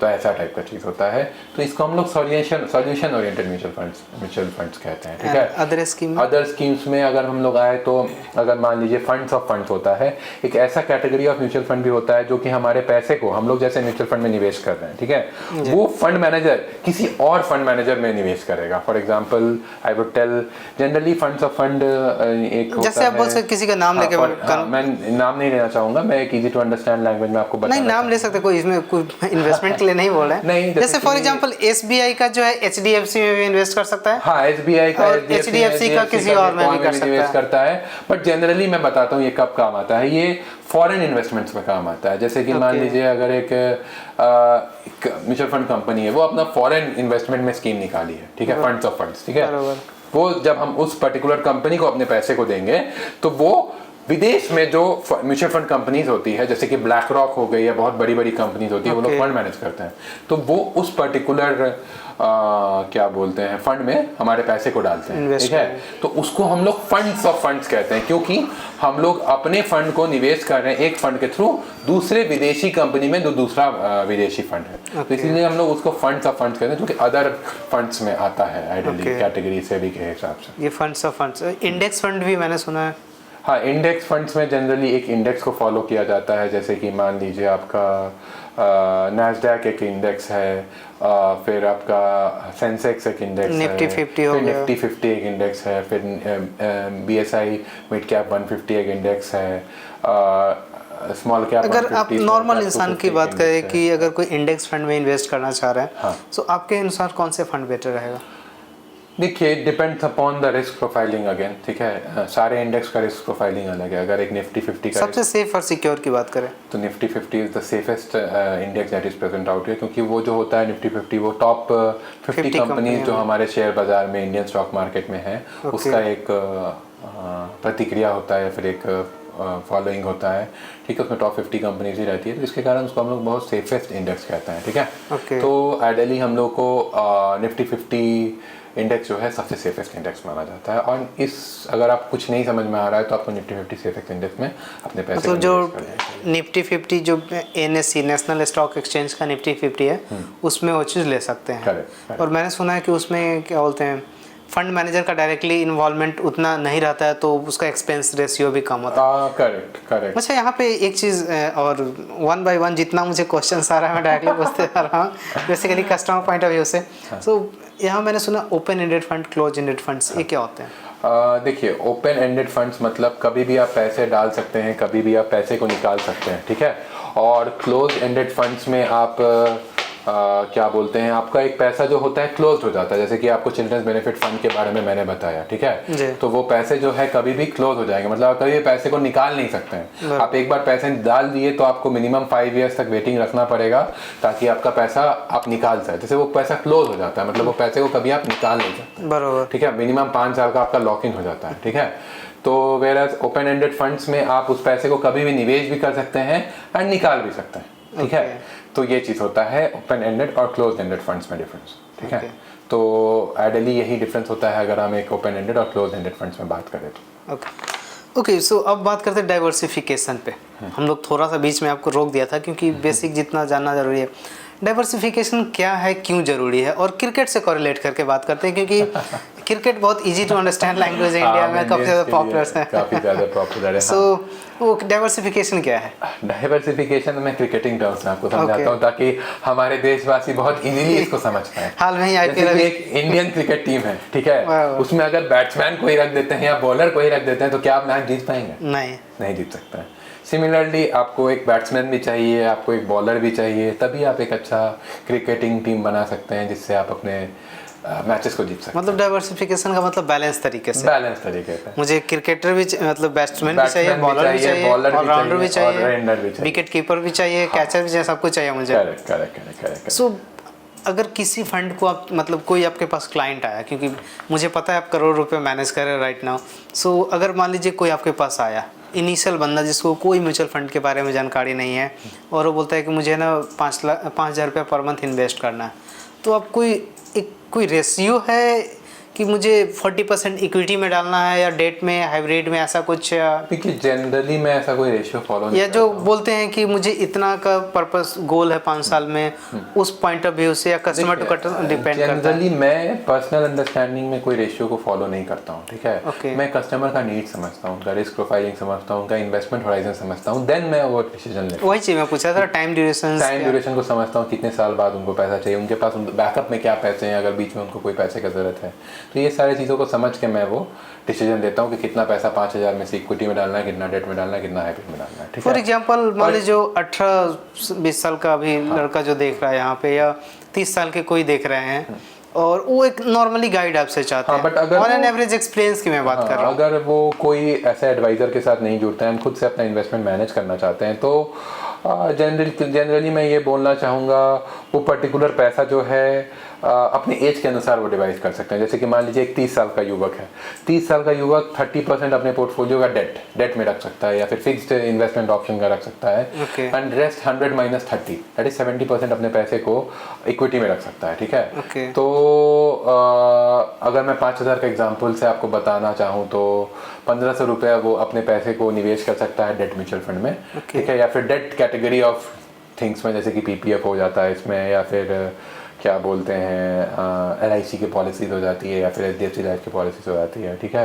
जिसमें आपको एक गारंटेड रिटर्न मिलता है, ऑल्दो थोड़ा रिटर्न कम रहता है, but again that's a guarantee that's government of India is giving to you, ठीक है। तो FDs में तो ऐसा 1,500 रुपये के आसपास पर महीने वो ऐसे कैटेगरी ऑफ म्यूचुअल फंड्स में या फिर फिक्स्ड इन्वेस्टमेंट एसेट क्लास में निवेश करें, एंड रेस्ट 3,500 जो उनका निवेश है वो मैं चाहता हूँ कि वो इक्विटी, चाहे वो डायरेक्ट स्टॉक्स में इन्वेस्ट करते हैं, चाहे वो म्यूचुअल फंड्स में हाइब्रिड का क्या हाइब्रिड कैटेगरी म्यूचुअल फंड्स में इन्वेस्ट करते हैं, तो ऐसा कुछ वो कॉम्बिनेशन बना सकते हैं। अब हाइब्रिड कैटेगरी में अगर उनको निवेश करना है तो again that 3500 will reduce to will again increase to 4000, क्योंकि वो हाइब्रिड में भी ले रहे हैं, तो 4000 रुपीज़ वो हाइब्रिड में डालते हैं and rest on the 1000 rupees debt mutual funds में या फिर debt category of asset class में डालते हैं। तो मतलब इस तरीके का रेशियो रहेगा डाइवर्सिफिकेशन। आई थिंक ये कम्प्लीटली कस्टमर के माइंड पे कि क्या उनका एज है, रिस्क प्रोफाइल है, कितना उनका पोर्टफोलियो बनाना चाह रहे हैं, ये बहुत सारी चीज़ मैनेज करता है। करेक्ट मतलब उनका एज या उनका रिस्क प्रोफाइलिंग बहुत इंपॉर्टेंट या उनका इन्वेस्टमेंट होराइजन बहुत ज़्यादा इंपॉर्टेंट होता है जब हम एक कस्टमर को या एक क्लाइंट को उनका रिस्क प्रोफाइलिंग बताते हैं, कितना पैसा उसको किस एसेट क्लास में निवेश करना चाहिए वो बताते हैं। अगर नॉर्मल इंसान जो ज़्यादा कम पढ़ा लिखा ना हो तो क्या वो सेबी रजिस्टर कोई फाइनेंशियल एडवाइजर की मदद ले सकता है? हाँ, generally I would definitely suggest कि जो पढ़ा लिखा नहीं है या फिर जो अपने ऐसा नहीं बोलेंगे, नहीं ऐसा नहीं बोल सकते क्योंकि 15-20 हज़ार जो भी कमा रहा है पढ़ा लिखा तो ऐसा नहीं मैं बोल रहा हूँ 15-20 हज़ार अमाउंट, वो मैं ऐसा कुछ नहीं बोल रहा हूँ, it's nothing related to money.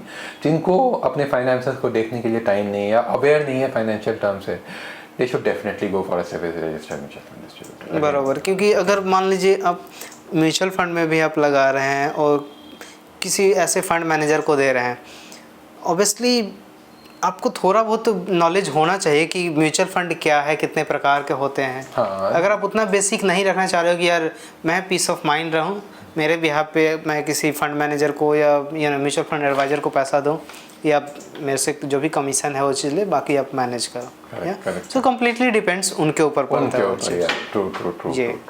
Okay, मेरा नेक्स्ट क्वेश्चन रहेगा SIP और SWP। अच्छा। क्योंकि बहुत सिप नाम से भी बहुत ज़्यादा पॉपुलर। STP भी है। अच्छा, STP भी है। Systematic transfer plan. अरे बाबा, मुझे नहीं हुआ, तो आप बता ही दीजिए तीन। हाँ, देखिए SIP, STP, SWP।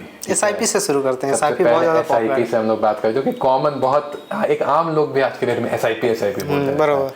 इसका आइडियली फुल फॉर्म है सिस्टमैटिक इन्वेस्टमेंट प्लान, ठीक है। इस पर्टिकुलर इन्वेस्टमेंट प्लान में हम लोग हर महीने अपने सैलरी से या अपने बिजनेस इनकम से कुछ पैसे अपने फ्यूचर के लिए सेव करते हैं एंड इन्वेस्ट करते हैं। बराबर।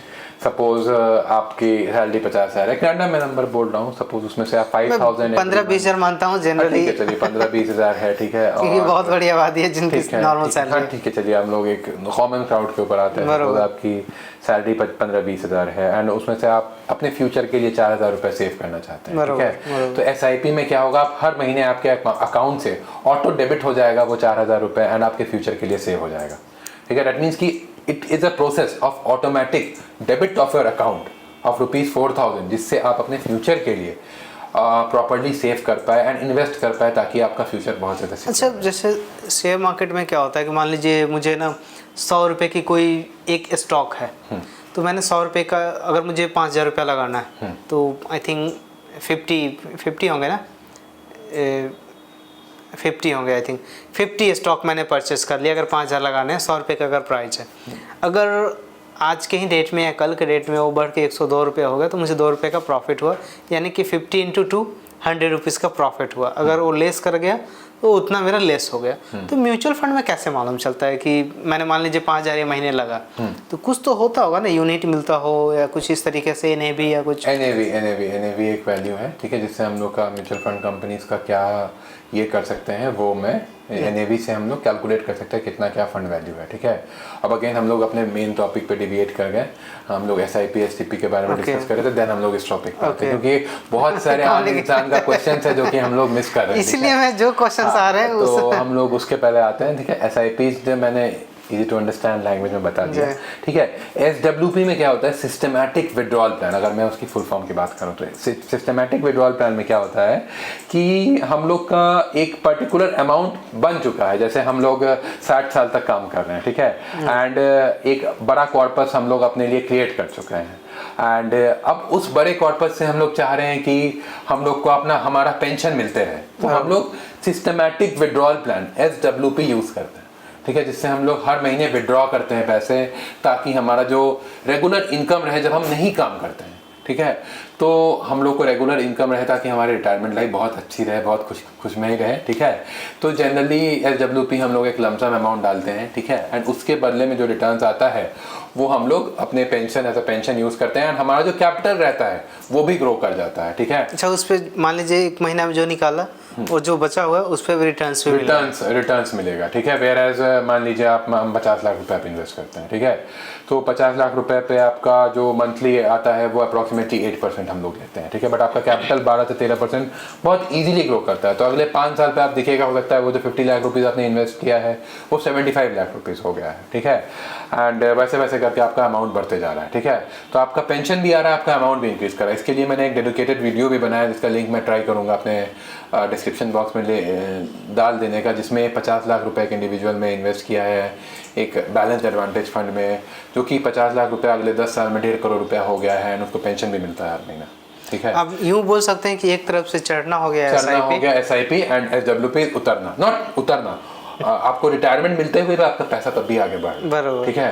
तो आप जो बड़ा कॉर्पस, ऐसा नहीं है कि आपको एक ही साथ बड़ा कॉर्पस डालना है, आप चाहेंगे अगर चाहते हैं तो आप SIP के थ्रू भी वो बड़ा कॉर्पस बना सकते हैं। वो जो 50 लाख रुपए मैं कह रहा हूँ, ठीक है, वो आप एक छोटा छोटा अमाउंट से SIP करके भी आपको 50 लाख रुपया बना सकते हैं। अगर मैं एक आम इंसान की बात करूं तो एक आम इंसान करोड़पति बनना चाहता है, तो म्यूचुअल फंड में इतना ही इजी बात है करोड़पति बनना। अगर आप 15,000 हर महीना बचाते हैं, उसको हम लोग रूल ऑफ 15 कहते हैं, अगर हम 15,000 हर महीना बचाते हैं 15 साल के लिए, एंड हमारा पोर्टफोलियो 15% का रिटर्न देता है, तो आपका जो फाइनल वैल्यू है वो सर 1 करोड़ रुपए का होगा। मैं यहाँ स्टॉप करना चाहूँगा। मान लीजिए बहुत लोगों की सैलरी 15,000 नहीं होगी। हाँ। मैं कल चेक कर रहा था इसी चीज़, हाँ, शूट करने से पहले। हाँ। सो अगर नॉर्मल इंसान 3,000 या आई थिंक 3,500 रुपया मैंने चेक करा था, 3,500 रुपया अगर आप 30 साल तक इन्वेस्टमेंट करते हैं और आपका 12% का रिटर्न रहा, तो 1 करोड़ से आपका एवव रहेगा, 1.5 करोड़ के आसपास। आप जो है बहुत सारे ऑनलाइन आई थिंक कैलकुलेटर्स होते हैं जिसको भी ईजीएस्ट वे में कैलकुलेट कर सकते हैं। करेक्ट। मान लीजिए 3 से 4,000 कोई सेव कर रहा है monthly, you just have to give that time, ठीक है। अगर हम कंपाउंड इंटरेस्ट का फॉर्मूला देखते हैं, amount is equal to P into 1 + R/100 to the power of T, ठीक है। T जो रहता है वो टाइम पीरियड रहता है, वो जितना ज़्यादा बड़ा होगा उतना वो एक्सपोनेंशियल में बढ़ाता है सर। आप जितना टाइम देंगे अपने इन्वेस्टमेंट को उतना ही आपका वैल्यू कंपाउंड करेगा। तो आपको बस एक चीज देना है, धैर्य रखना है, टाइम देना है, आपका पैसा जरूर ग्रो करेगा, Keep calm, be happy and just invest it, ठीक है। अब हम लोग अपने तीसरे पॉइंट पे आते हैं जो कि SIP एंड SWP हो गया, ठीक है। अब हम लोग STP पे आते हैं, systematic transfer plan. Systematic transfer plan में क्या होता है कि हम लोग के पास एक लमसम, जैसे कि मान लीजिए मेरे पास 5 लाख रुपए है, फॉर एग्जाम्पल मैं बोल रहा हूँ, ठीक है। अब हम उस पैसे को डायरेक्टली शेयर बाजार में निवेश करने में डरेंगे। क्यों डरेंगे? क्योंकि अगर मैंने 5 लाख रुपए निवेश किया, मार्केट गिर गया, तो अचानक से मेरा वैल्यू 5 लाख से 4.5 लाख रुपया गिर सकता है, ठीक है। तो सिस्टमैटिक ट्रांसफर प्लान में क्या होता है, ये जो 5 लाख रुपया जो है वो हम लोग डेट म्यूचुअल फंड में डालते हैं, ठीक है। डेट मतलब जिसमें नॉन मार्केट है, ठीक है। एंड उससे हर महीने एक पर्टिकुलर अमाउंट फिक्स कर लेते हैं, फॉर एग्जांपल 25,000, 50,000, ठीक है। मान लीजिए 50,000 फिक्स करते हैं, तो अपने आप क्या करते हैं, सेटअप करते हैं हम लोग ऑप्शन, वो 50,000 रुपया उस पर्टिकुलर डेट फंड से घूम के इक्विटी फंड में जाता है, ठीक है। और हर महीने आपका सिर्फ और सिर्फ 50,000 रुपये इक्विटी में लगता है, एंड उस चीज़ को अगले 10 साल तक, 10 महीने तक हम लोग कंटिन्यू। इस चीज़ को थोड़ा एक और फिर से समझाएं क्योंकि मुझे समझ में। अच्छा ठीक है, मैं आपको इजी टू अंडरस्टैंड लैंग्वेज में समझाता हूँ कि सपोज हमारे पास 5 लाख रुपए है, ठीक है। अब 5 लाख रुपए में अगर हम डायरेक्टली इक्विटी, जो कि मार्केट रिस्क वाला फंड है, अगर उसमें हम लोग डाल देते हैं, तो ऑब्वियस बात है, ऐसा हो सकता है कि वो 5 लाख का वैल्यू अचानक से मार्केट गिर गया, 4.5 लाख रुपया हो गया। डिपेंड्स ऑन इंसान, अगर हम लोग मतलब एक नॉन एडुकेटेड या फिर नॉन एडुकेटेड है वोंटल, एक जिनको उतना फाइनेंस का नहीं देखे हैं या फिर उनको आइडिया नहीं है रिटर्न्स का, एक आम इंसान अपने 5 लाख को 4 लाख देखते हुए देख के डर जाएगा, वो वापस वो शेयर बाजार में नहीं आएगा, ठीक है।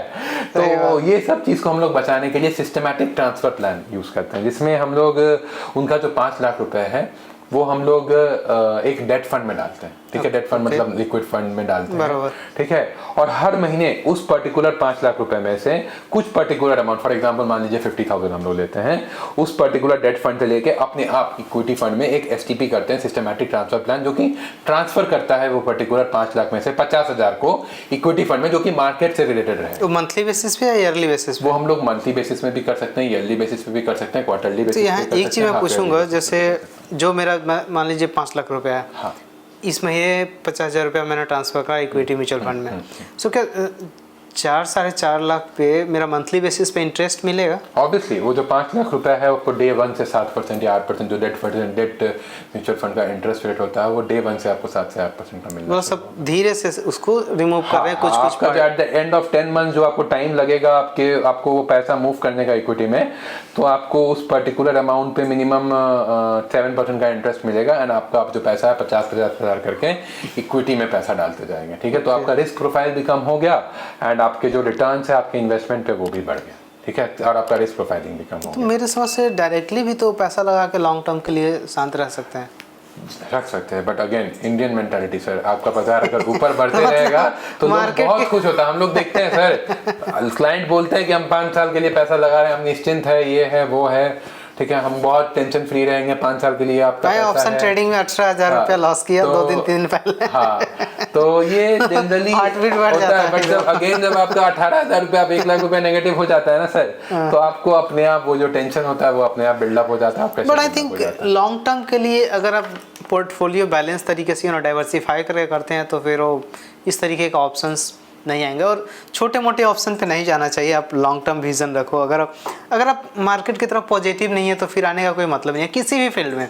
अगर आप मेडिकल के प्रिपरेशन कर रहे हैं या एडिटर सीखना चाह रहे हैं, एडिटर साहब यहाँ पे बैठे हैं, कोई भी, अगर आप पॉजिटिव नहीं हो आप लॉन्ग टर्म के लिए, तो फिर करने का कोई मतलब नहीं बनता है। करेक्ट सर, कोई भी चीज़ को आपको स्टार्ट करने के लिए थोड़ा सा तो उसके ऊपर विश्वास रखना पड़ेगा। हमारे साथ भी जो नए इन्वेस्टर जुड़ते हैं या जो नए क्लाइंट्स जुड़ते हैं, उनको हम लोग पहला काम है हमारा विश्वास दिलवाना कि सर आपका पैसा सेफ है, you are in right hands, अगर कुछ भी हुआ तो we will take care of everything, ठीक है।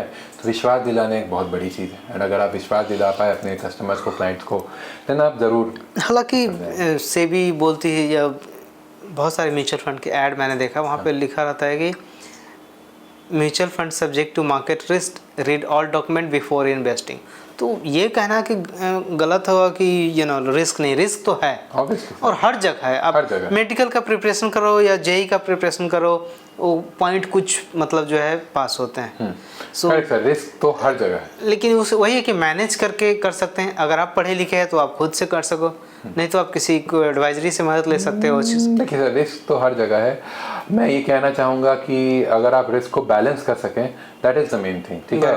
मतलब ऐसा नहीं रिस्क में इतना रिस्क ले लेना है कि आपका पैसा कैपिटल ही इरोड हो जाए, ठीक है। Where on the other hand आपको इतना कम भी नहीं रिस्क लेना है कि आपका कैपिटल जो है वो इन्फ्लेशन से ज़्यादा नहीं बढ़े, ठीक है। आपको एक बैलेंस्ड अप्रोच के साथ रिस्क को लेना है, ठीक है, तो तभी आप अपने करियर में, अपने लाइफ में आगे बढ़ पाइएगा। बात कहीं ना कहीं क्रिकेट पॉइंट ऑफ व्यू से कि आपको शतक भी मारना है, बट हर बॉल पे आप मारेंगे कैच आउट भी हो जाएंगे। वाइड बॉल को भी नहीं छेड़ना है कि रन मिल रहा है ऑटोमेटिक, मतलब मेरे ऐड नहीं होगा लेकिन टीम का ऐड होगा। सो एक पर्टिकुलर आम आदमी के ऊपर डिपेंड है वो क्या करना चाह रहे हैं, कैसे करना चाह रहे हैं। If you are eligible to do that individually, you can obviously, otherwise just you need to choose someone who would take care of your money, right? Correct.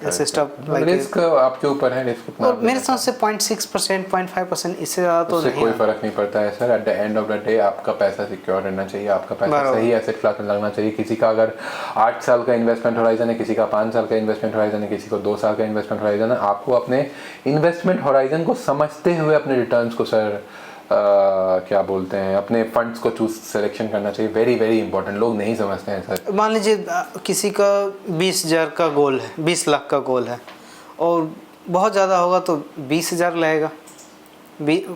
Total calculation करेगा, मान लीजिए 1%, 20 लाख का आई थिंक 20,000 होगा, और उससे कम ही लगता है।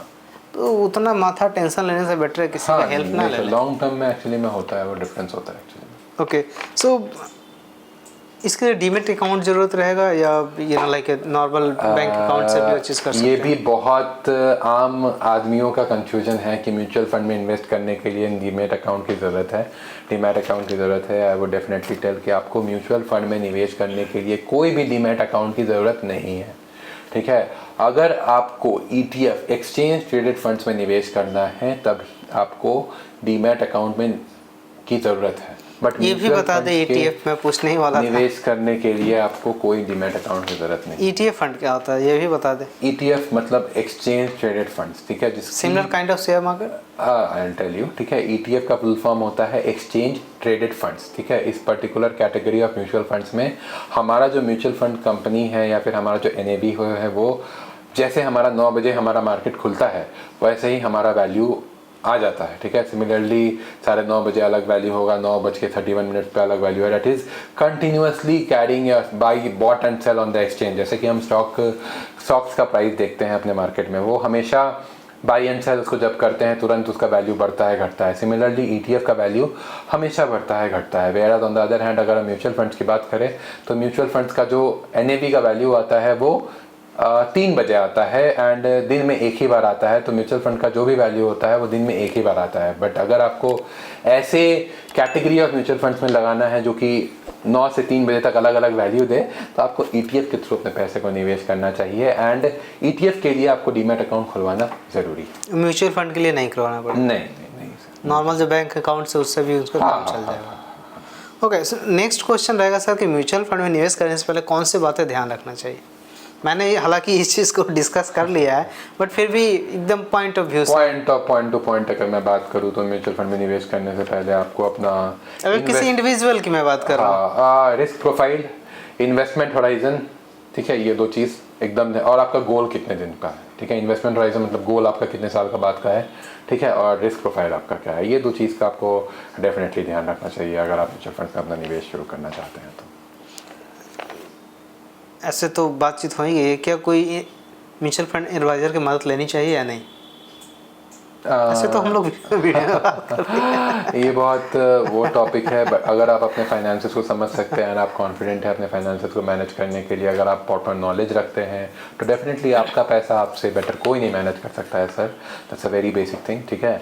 But अगर आप एक ऐसे इन्वेस्टर है या ऐसे लोग हैं जिसको फाइनेंस के बारे में, टैक्सेशन के बारे में बहुत ज़्यादा नॉलेज नहीं है, ठीक है, तो आपको जनरली वित्तीय सलाहकार की मदद ज़रूर लेनी चाहिए। सिमिलर टू डॉक्टर्स, अगर आपको आइडिया है तो आप मेडिसिन ले सकते हैं, बट अगेन अगर आप एक प्रोफेशनल को विजिट करिएगा तो आपका इलाज और अच्छी ढंग से होगा।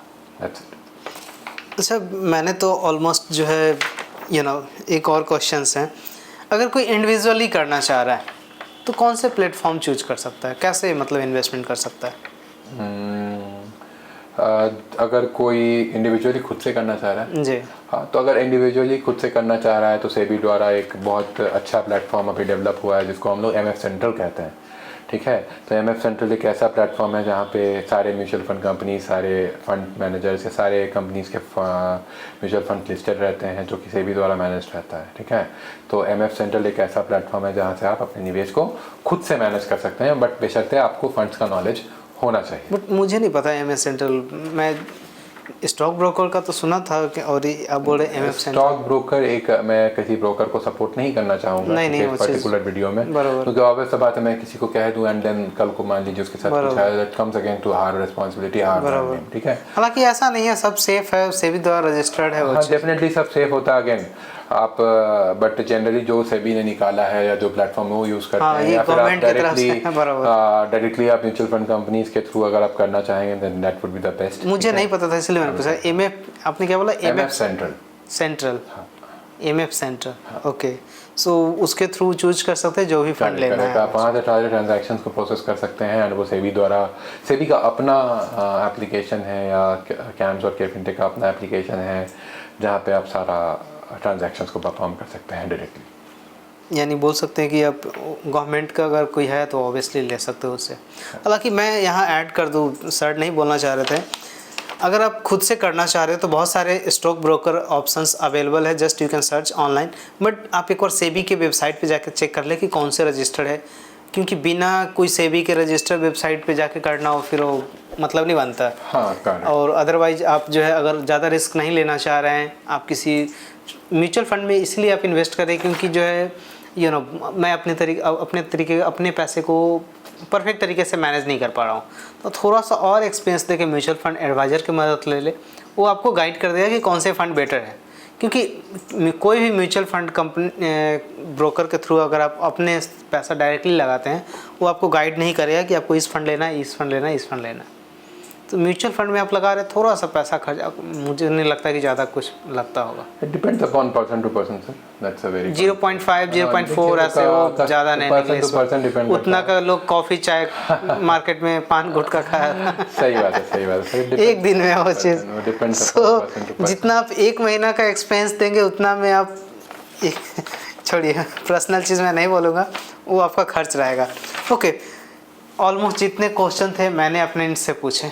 अगर आपको लगता है कि व्यूअर्स को बताना चाहिए कि म्यूचुअल फंड से related that is important thing जो डिस्कशन में छूट गया और वो आप बताना चाह रहे हो आप, ऐसे तो ऑलमोस्ट सारी चीज़ सबको मैं ये बोलना चाहूँगा कि अगर आपने अपना म्यूचुअल फंड्स का इन्वेस्टमेंट नहीं शुरू किया है या SIP के थ्रू आप शेयर बाज़ार में नहीं निवेश करते हैं, तो I would definitely encourage you all to start your investing by your own journey, that is also not issue, ठीक है। बट आप डेफिनेटली अपना SIP या म्यूचुअल फंड का जर्नी शुरू करें, क्योंकि यहाँ पे काफ़ी ज़्यादा रिटर्न्स आते हैं कम रिस्क प्रोफाइलिंग में, एंड काफ़ी ज़्यादा आपका पैसा ग्रो करेगा।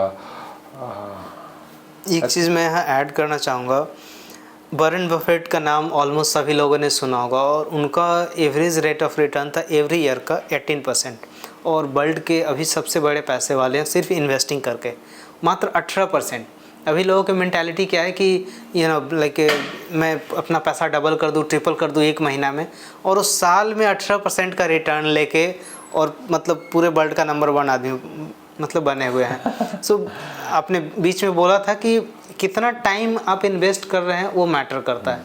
सो अगर आप लॉन्ग टर्म तक बने हुए हैं, so obviously you can make huge of money, because market बहुत बहुत आपको कुछ देगा, बट आपको यही है सीखना है, समझना है, then you can invest. So options completely आपके ऊपर है, आप क्या चाहते हो ऑब्वियसली आप कर सकते हो। और जितना जल्दी अगर कोई स्टार्टिंग करे ना वो ज़्यादा फ़ायदा है, क्योंकि तो मान लीजिए अगर आप 18 साल 20 साल के हो, आप मान लो अभी आप ये वीडियो को देख रहे हो 45 के एज में या 30 के एज में, और आप अपने बच्चे को इनक्रेज करना चाह रहे हो, जैसे आपने बोला था कि सॉल्यूशन ओरिएंटेड फंड में बच्चे की शादी या एजुकेशंस के लिए, सो अगर उस पॉइंट ऑफ व्यू से इन्वेस्ट कर रहे हो तो एक 30 साल 35 साल, या नॉर्मली आप इक्विटी में भी आप कर रहे हो, सॉल्यूशन ओरिएंटेड में नहीं कर रहे हो, बहुत अच्छा वेल्थ बनाया जा सकता है इसमें। करेक्ट, बिना कोई टेंशन लिए हुए कि आप कितना अर्ली अपना इन्वेस्टमेंट स्टार्ट करते हो, that is the main thing, ठीक है। अगेन ये भी बहुत कंट्रोवर्शियल चीज़ है, बहुत लोग का योलो रहता है, यू ओनली लिव वंस, ठीक है। बट अगेन यंगस्टर्स को मैं ये बोलना चाहूँगा कि आपका फ्यूचर भी आपके हाथ में है, आपको एक प्रॉपर जल्दी से जल्दी अपने इन्वेस्टमेंट प्लानिंग के ऊपर ध्यान देना चाहिए, एंड एक अच्छे फ्यूचर की तरफ आगे बढ़ना चाहिए। ये स्कूल कॉलेज में इसका कोई कोर्स है। करेक्ट। मैं स्कूल कॉलेज में हम लोग को जो बेसिक चीज़ है हम लोग को नहीं समझाया जाता है, and I would definitely recommend कि हम लोग को इनको स्कूल कॉलेज में भी समझाना चाहिए, क्योंकि एटलीस्ट हम लोग एज इंडियंस, हम लोग का जो एजुकेशन लेवल है वो काफ़ी ज़्यादा हाई है। एक PhD लेवल को भी अगर हम समझाएं कि उनका एजुकेशन काफ़ी ज़्यादा हाई है, बट अगर उनके फाइनेंसेस के ऊपर जाए या फिर फाइनेंशियल मनी मैनेजमेंट के ऊपर जाए तो उनको बिल्कुल आइडिया नहीं रहता है। तो हमको लगता है कि हमारे अपने एजुकेशन स्ट्रक्चर में भी हमें कुछ चेंजेस करने चाहिए, ताकि फाइनेंशियल एजुकेशन ऑब्वियसली बहुत इंपॉर्टेंट है, क्योंकि that is the basic sir. आप घर से बाहर निकलते हो, सब्जी से लेके, फल से लेके, प्रॉपर्टी से लेके, हर चीज़ पैसा है। आपका पैसा कैसे ग्रो करेगा, पैसे निकलेगा कैसे, क्या करेगा, वो आपको क्या बोलते हैं, थोड़ा सा समझना चाहिए। और एक चीज़ यहाँ मैं ऐड करूँगा, जो भी व्यूअर्स देख रहे हैं, लास्ट पॉइंट है मेरा, क्योंकि टाइमिंग बहुत ज़्यादा हो गई, ऑलमोस्ट सारी चीज़ हम लोगों ने कवर कर लिया।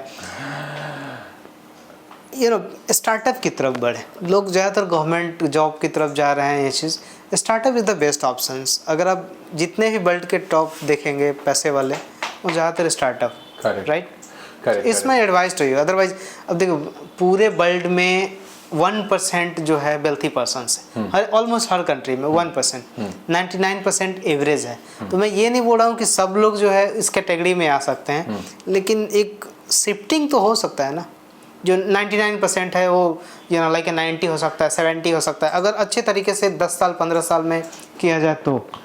It's my thought. Correct sir. देखिए अभी हम लोग के जो फाइनेंस मिनिस्टर है उन्होंने भी अभी कहा है कि हम लोग को एक स्टार्टअप इकोनॉमी की तरफ में बढ़ना चाहिए, एंड आज के डेट में काफ़ी सारे गवर्नमेंट स्कीम्स भी है जो कि एक स्टार्टअप इकोनॉमी को सपोर्ट करते हैं। ठीक है, स्टार्टअप से आप खुद भी एक अच्छा अपना तो डेवलप कर रहे हैं, प्लस 10 लोग आप 10 लोग को जॉब दे सकते हैं, जो कि आपकी ही ग्रोथ में आपके लिए काम करेंगे। वेयरएज अगर आपके पास आप किसी के लिए काम करते हैं तो आप अपना फुल पोटेंशियल नहीं यूज़ कर सकते हैं, आप फ्रीली काम नहीं कर सकते हैं, तो that would be my definite recommendation कि आप खुद का कुछ करें एंड अच्छा वेल्थ कमाए एंड लोगों को अच्छी नौकरियां दे, ताकि हमारा देश या हमारा इकोनॉमी आगे बढ़े। कोई लास्ट एडवाइस आपकी तरफ से? लास्ट एडवाइस मैं यही बोलना चाहूँगा कि आप सभी लोग अपना प्रॉपर इन्वेस्टमेंट प्लानिंग करें एंड अपने करियर ग्रोथ की तरफ ध्यान दें। मतलब इन्वेस्टमेंट्स या फिर ये सब करने से पहले आपको अपना सेल्फ डेवलपमेंट के ऊपर ध्यान देना चाहिए, क्योंकि अगर आप अपने पैसे को निवेश करने से पहले अपने खुद के ऊपर निवेश करते हैं, अपना नॉलेज को इंक्रीज करने के लिए, तभी आपका जो सैलरी है या फिर जहाँ पे आप काम कर रहे हैं आपका जो सोर्स ऑफ अर्निंग है वो एक्सपोनेंशियली इंक्रीज होगी। तो मैं आपको सभी अगर यंगस्टर्स कोई हमारे इस वीडियो को देख रहे हैं तो मैं उनको यही कहना चाहूँगा, सबसे पहला जो आपका पैसा का निवेश है वो आपको खुद के ऊपर करना चाहिए, ताकि आपका जो सेल्फ डेवलपमेंट हो वो ज़्यादा हो, आपका जो नॉलेज है वो अपग्रेड हो पाए एंड आप फ्यूचर में आप ज़्यादा कमाएं एंड उससे आपकी क्या बोलते हैं, जो आपकी इन्वेस्टमेंट है वो ज़्यादा हो पाए। और अपने ऊपर खर्च करने का मतलब ये नहीं कि महंगा आप जो है टी शर्ट जीन्स और शूज ये सब है ना, इन द सेंस कि आप जो है अपना एजुकेशंस पे लाइक नॉलेज अपग्रेडेशन पे, अगर आप मान लीजिए नॉर्मल ग्रेजुएट हो तो आप कोडिंग सीख सकते हो, लाइक इंग्लिश स्पीकिंग सीख सकते हो या अदर चीज़ that will help you to grow in your life. So I hope ये पॉडकास्ट पसंद आया होगा, और पसंद आया तो लाइक शेयर सब्सक्राइब जरूर कर दें। मिलते हैं नेक्स्ट वीडियो में। धन्यवाद और बहुत बहुत धन्यवाद sir, nice to meet you.